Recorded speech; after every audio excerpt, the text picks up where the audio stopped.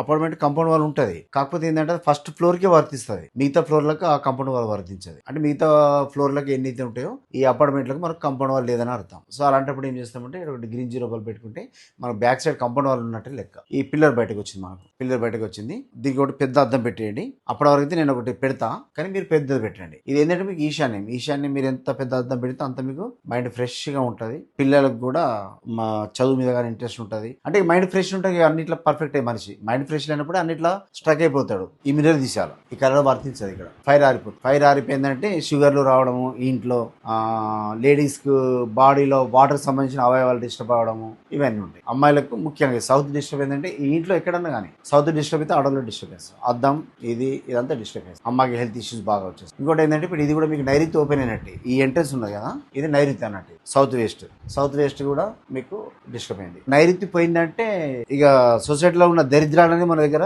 స్థిరపడతాయి. వచ్చి ఒకటి కాగానే ఒకటి అటాక్ చేస్తూ ఉంటాయి, డ్యూటీ చేసినట్టే ఇస్తాయి.